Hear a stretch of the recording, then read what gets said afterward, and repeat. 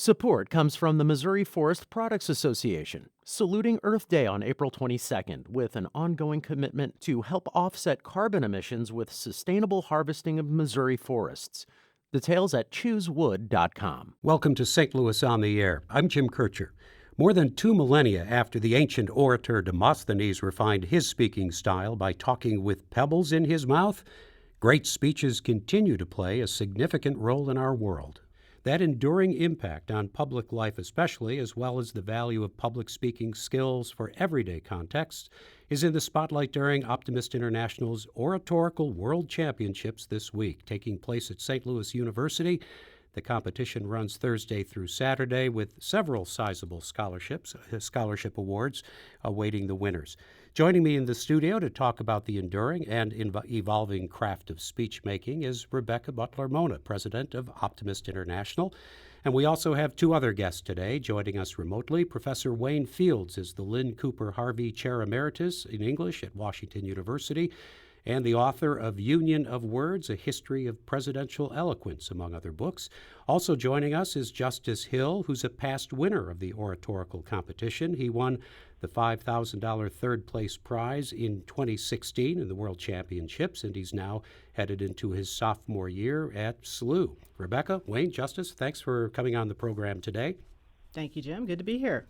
Glad to be here. Pleasure. Yeah, thanks for coming in, guys. And Rebecca, well, first of all, the Optimists have been holding this oratory competition. Of course, Optimist Club International is a service club devoted to youth programs of all kinds. But you've been doing this for a long time. Why today do you think it's still important to do oratory? Well, it's a great question, Jim. And you're right. Actually, our Optimist Oratorical Contest is our longest running program for Optimist International. We actually began in 1928, so quite a long time. But this is the 4th year we've had our World Championship. But we see this as probably as relevant as ever it's been in history because, that ability to communicate effectively, to create a compelling story, to be able to persuade your point of view is a valuable skill. We're told that public speaking is everybody's number one fear, even greater fear than death itself, we're told. So something that to be able to overcome that fear is very important. And today, as we have so many people who are communicating through brief text messages and through social media and email, that ability to communicate effectively through a verbal exchange is almost a lost art and one we think is really important to preserve. Yeah, is it still popular? How many people are actually competing in these championships? And you're covering a wide area here, so we are, and we do still have a very very competitive race. I will say literally thousands compete in the various levels of our competition. So I will just briefly on that. Our contest begins with the local club level. So we've got about 2,500 Optimist clubs throughout our organization, and they can have a contest at a local level. Those winners advance to what we call a zone, so kind of a smaller region. And then we have a district championship, and we have about 50 districts across Optimist International. At that level, they earn a $2,500 first place scholarship. We also give a second and third place. It's those winners who then advance to be here with us. We added this world championship here in St. Louis at St. Louis University in 2016, so we're going into our 4th round, and there's some serious money at stake. So I think that's one of the, as a parent of a student going off to her freshman year of college, I can tell you scholarships are important, and so the top winner has a chance to earn actually $22,500 from the various levels. So that has kept the interest very high. Justice, you're a college student now. What got you interested in say entering this contest in the first place? This was a few years ago, but have you always been a good talker, or was this something you just thought you'd give it a shot and see? Well, I've been told that I've always been a good speaker, but my father was the one who really introduced me to the sound of my own voice, and the head of the school at my high school, Heathwood Hall, told me about the Optimist International Oratorical Contest and said that I should apply. And I ended up applying and doing well at the local level, then the state level, then went on to the national level, then to the World Championship level. But really what has inspired me to speak is just what comes with inspiring others, like through the power of my voice. I like to let my light shine And by letting my light shine, I want to encourage others to let their light shine. Yeah, Professor Fields, I'm wondering from the academic standpoint, historical standpoint, we're in the debate season, so we know that public speaking is still an important skill to have in certain fields.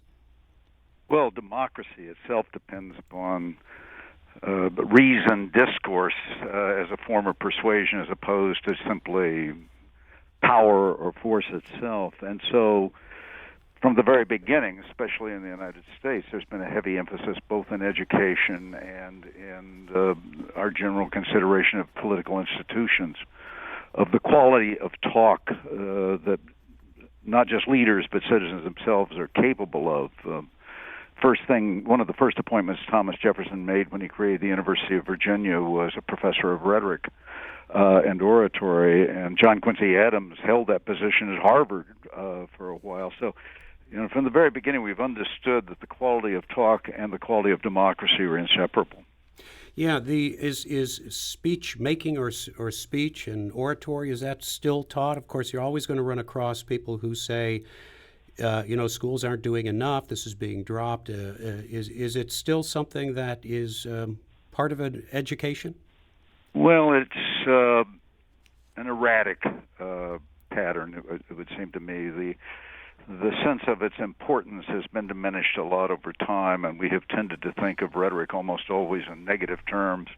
And as a consequence, the responsible use of persuasion, as opposed to simply teaching people how to write better academic papers or how to perform effectively with a certain kind of glibness, has not gotten the attention at any level in American education in recent years that not only it deserves, but that democracy requires. So in the actual competition, Rebecca, every year you've got rules, you've got a topic. I'm reading how things are judged: poise, content of speech, delivery and presentation, and overall effectiveness. The topic this year? The topic this year is there a fine line between optimism and reality? And it's always intriguing to see how the individuals participating can take a topic like that and come at it from a number of different perspectives and deliver some very, very interesting discussion. The coming year's topic is Just Imagine a World Without Boundaries. So we try to give them something they can really work with and portray a point of view. Yeah, and certainly, Justice, the presentation is maybe what people focus on, but structuring a 4 to 5 minute speech is at least half, if not more, the battle than just the presentation. How long did you work on? And it has to be at least 4 and no longer than 5, right? So, Justice, these are pretty restrictive requirements. How did you go about that?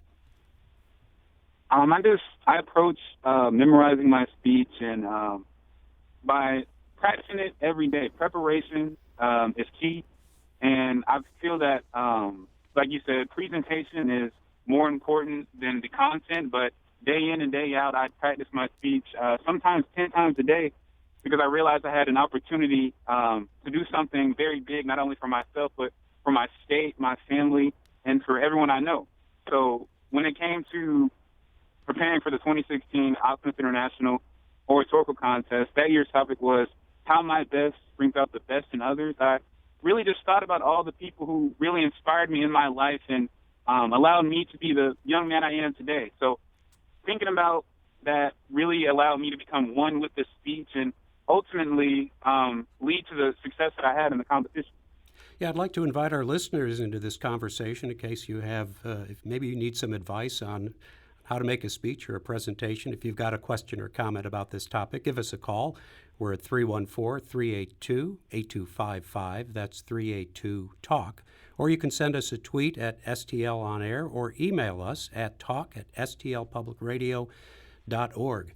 For any of you, I think one of the most common questions is, how do you get over the fear of public speaking? Some people have it and can't get over it, and some people figure out ways to get over it.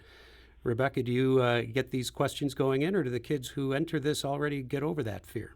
Yeah, great question. I think that Some of them are naturally comfortable and more inclined, and that's why they take that step, and somebody's seen that in them and encouraged them.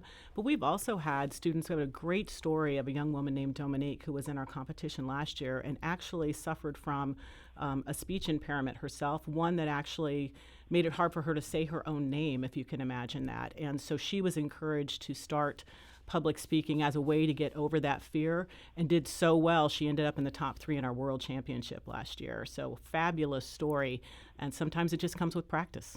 Justice, how did you practice your speech? Are you an in front of the mirror kind of guy, or in front of family, or what? What's your best advice? My best advice, just like practice in front of a mirror. Before the competition in 2016, I actually gave the speech in front of my church. Sometimes while I was driving, I would just recite the speech. And nervousness is definitely like a big factor when it comes to public speaking. I feel that no matter how long you've been public speaking, every now and then you'll have those butterflies in your stomach of nervousness. But I like to use my nervousness as energy to really perform better. And my motto is stand tall and be bold. Yeah, Professor Fields, you've looked at presidential speech makers. Certainly, certain people come to mind. Ronald Reagan was considered the great communicator. I had the opportunity to see him at one of the conventions. I saw Mario Cuomo make a convention speech that blew people away. I heard Alvin Barkley was a great speaker at conventions. Does it still have the impact today? Can it still have the impact that it has had in the past? Yes, it does. I mean, and in a number of ways. I mean, whenever there is a national tragedy that we have to contend with, it's often the president who has to address that in a way that both satisfies our need to mourn and points us towards a future. Reagan after the Challenger disaster, Clinton after the Oklahoma City bombing. We can think of lots of examples of that. Is pivotal in terms of how we make decisions about our future, how we regard one another. Lyndon Johnson's speech on voting rights bill was important. FDR after Pearl Harbor, all those speeches were eloquent in terms of the beauty of the language, but it's also about the quality of thought and the legitimacy of the argument that's being made. I think that as long as we are trying to move together as a united people, the key to it is being able to hear our thoughts expressed in their highest form and in their best argued fashion if we're going to move anywhere. We're going to continue our own interpersonal communication skills here in just a moment. We'll take a quick break, but we'll be back shortly to continue the conversation. This is St. Louis on the Air on St. Louis Public Radio, 90.7 KWMU. Support comes from the Missouri Forest Products Association, saluting Earth Day on April 22nd with an ongoing commitment to help offset carbon emissions with sustainable harvesting of Missouri forests. Details at choosewood.com. And now back to our conversation with Rebecca Butler Mona, president of Optimist International, Washington University Emeritus Professor Wayne Fields, and Justice Hill, former Oratorical championship winner and current St. Louis University student. You know, as I was thinking about this, public speaking, we're really talking about public speaking, and I'm thinking preachers, teachers, politicians, people who need to make presentations, and people who need to make elevator pitches. They've got to get that down to 30 seconds or 45 seconds or whatever the requirement is. So while I think sometimes we do think that modern electronics is ending or maybe limiting the need for public speaking, Rebecca, you're probably thinking not. Oh, I completely agree with you that the need is still there, and that's part of where we thought that our competition is something to encourage people to recognize that. It's funny, some of the examples you give, some of our prior participants and winners that maybe people you've heard of, or people like Vice President Mike Pence, who participated as a fifth grader in Indiana, actors like Julia Roberts, Neil Patrick Harris, who won as a 13-year-old in New Mexico, West Texas, and wrote about it in his autobiography. So some wonderful examples. And Another one, just recently, we had our Optimist International Convention in Louisville just a couple weeks ago. We had, as a keynote speaker, a young woman named Monica Harden, who's a TV news anchor there, who credits getting her start in the Optimist Oratorical contest in Kentucky, went on to be Miss Kentucky, and is now a news broadcaster. So definitely very relevant today. Yeah, I want to go to the phones because I think people are interested in this topic. And Dick is calling from St. Louis. Dick, you there? Yes, I had a question for Justice and perhaps a suggestion. What grade are you in at SLU? I'm a rising sophomore.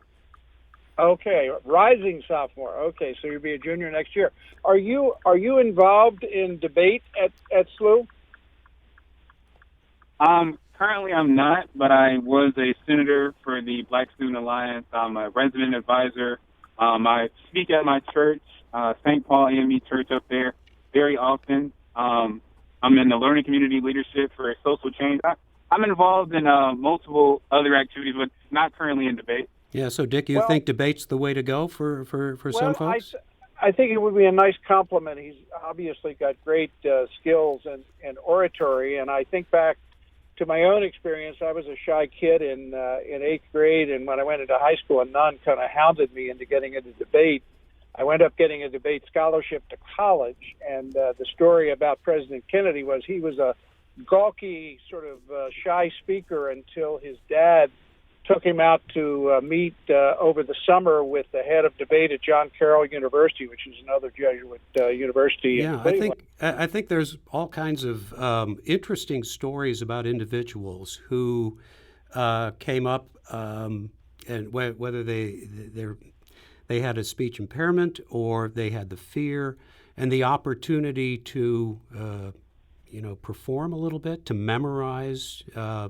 Helps them get over that particular hump. So I think by the time you get to the championships, the Optimist Oratorical Championships, you've gotten over those humps, but you've probably heard lots of stories about that, haven't you?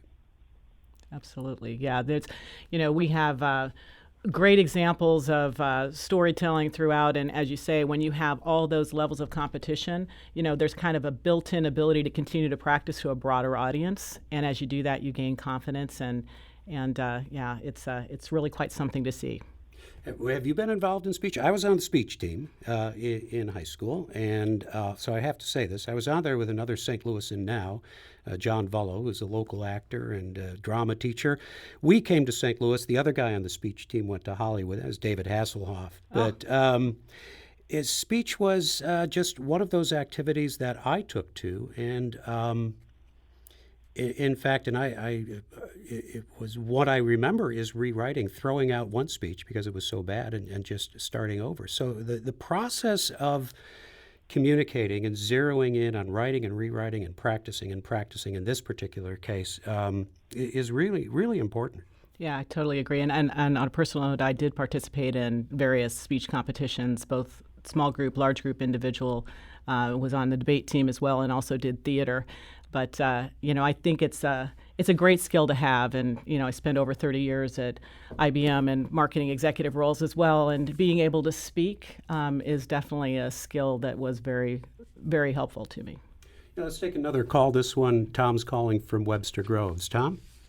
Yes, the professor mentioned the critical importance of rhetoric and dialogue, diacritical thinking for democracy. Even referring to the founders, Jefferson and John Quincy Adams.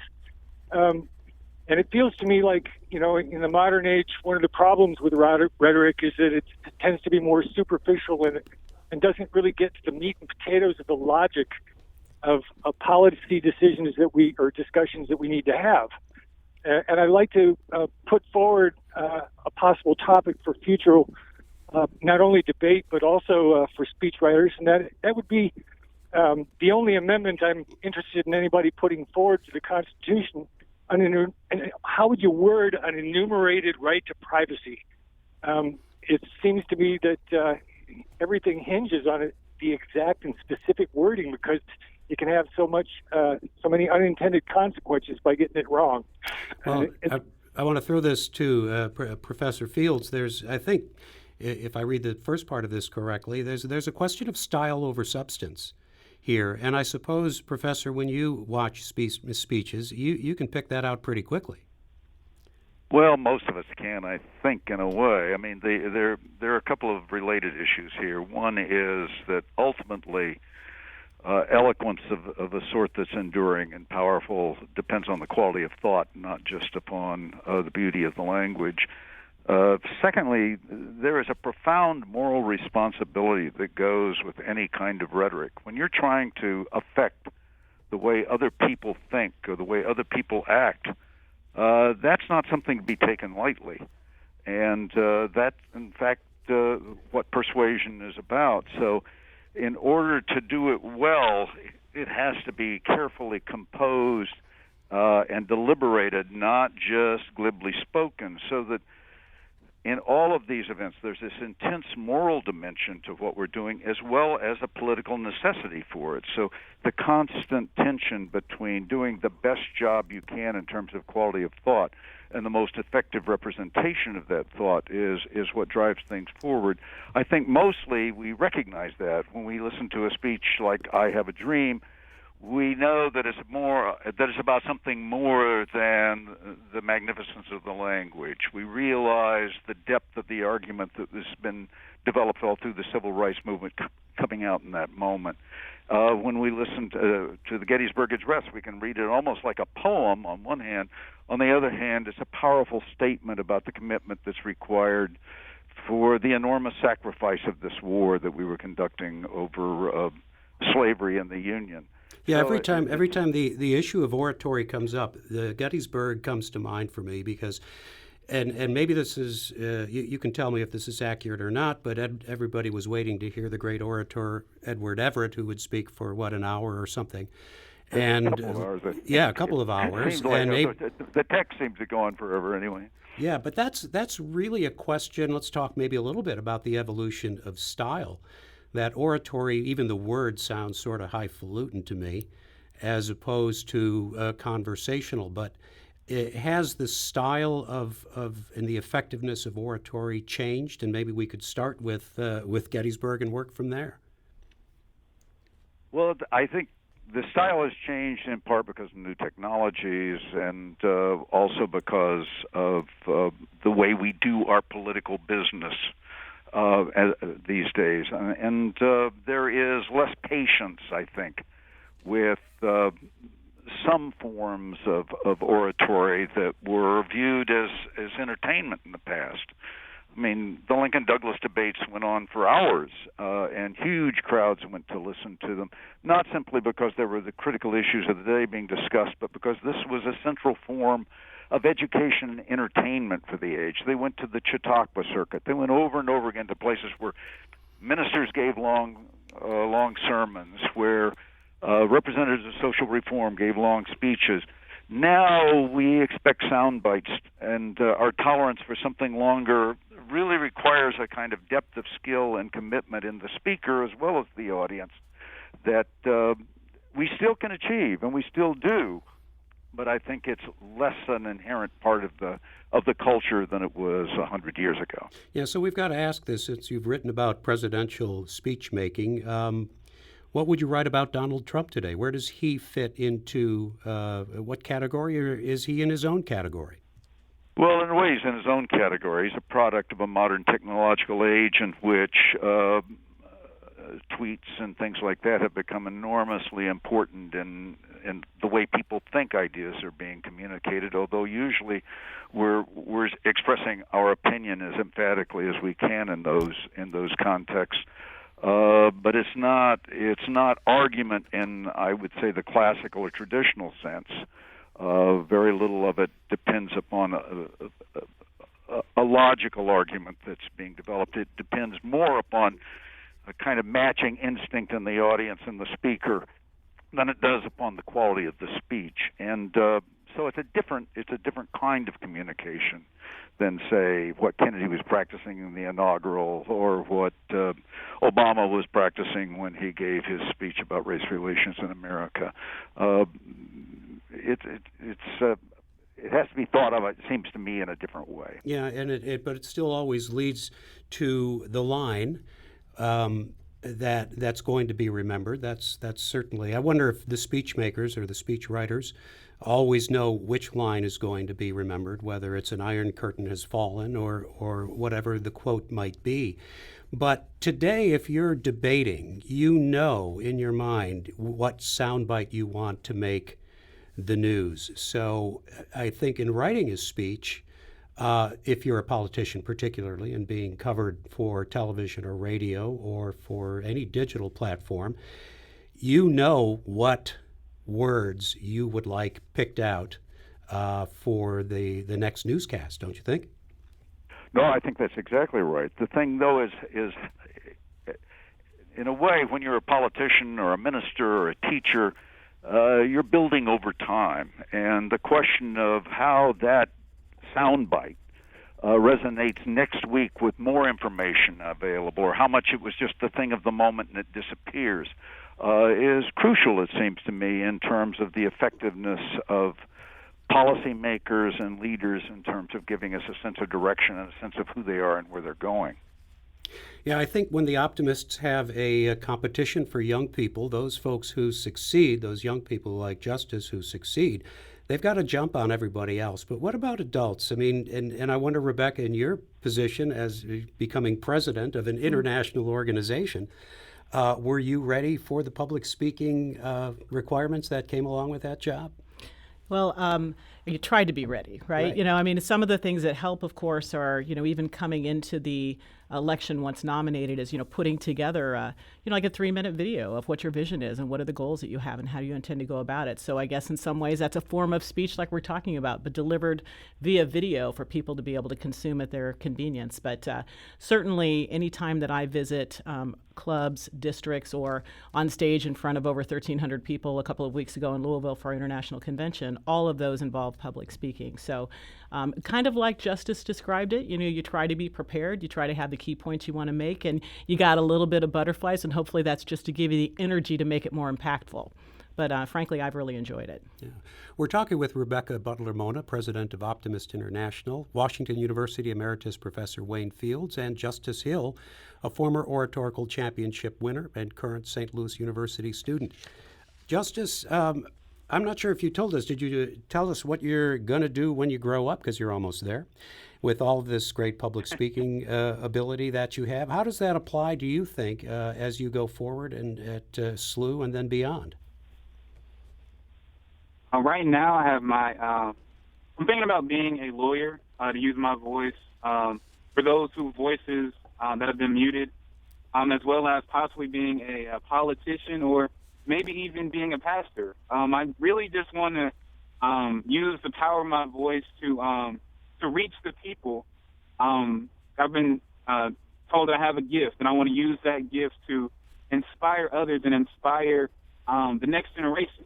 Optimist International, they gave me a great platform in the 2016 Oratorical contest, and it has opened many doors for me. I often say that they gave me a key to unlock the door of endless opportunity, but I had to turn the key and enter that door on my own. So with that, after I finished the contest, I was just inspired to continue to make my voice heard in the church, at school, anywhere.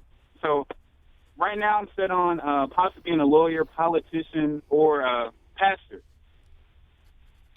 Well, okay, those are good choices. I'm wondering, with the restrictions of the 4 to 5 minutes, the topic that you had to address when you were in the competition, did those restrictions force you into a discipline that maybe you didn't have before in terms of public speaking? Well, with the time limit, it definitely forces you to get to your point, make your main point at a certain time. But after you continue to practice and rehearse, the time is no longer affects you. So, but I definitely feel that it's important to have the time limits, because as a speaker, you have to make your points and ensure that your audience is following you. If you're speaking for too long, you might lose your audience and they'll no longer listen to you. But 4 to 5 minutes is that perfect time where people will follow you until the end and actually want to hear some more.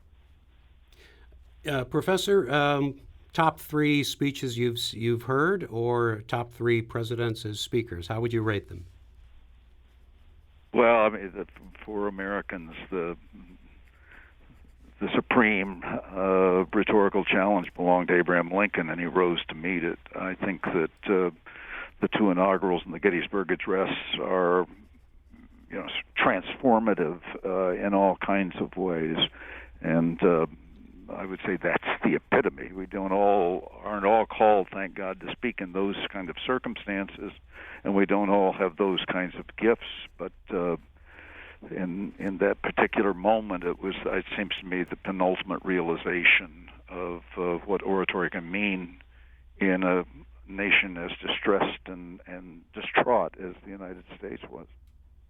Well, we have our reading assignments there for the weekend. And Rebecca, very quickly, the championship goes on in St. Louis Thursday through the weekend? We actually kick it off tonight. We have young people gathering there just to kind of meet and have a social, and we begin tomorrow morning. We have our global region happening then, and throughout the day we'll have each of the regions across predominantly U.S., Canada, Caribbean, and then Saturday morning our St. Lawrence region, our French-speaking participants. Then we'll announce all the regional winners, and the World Championship with the top 9 from everywhere will take place tomorrow or Saturday at 10 o'clock. Great. Well, I want to thank all 3 of our guests for joining us today. Rebecca Butler Mona, president of Optimist International, Washington University Emeritus Professor Wayne Fields, and Justice Hill, a former Oratorical Championship winner and current St. Louis University student. This is St. Louis on the Air on St. Louis Public Radio, 90.7 KWMU.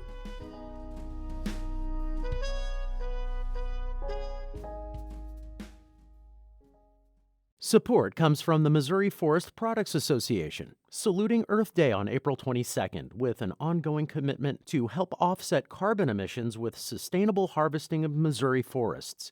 Details at choosewood.com.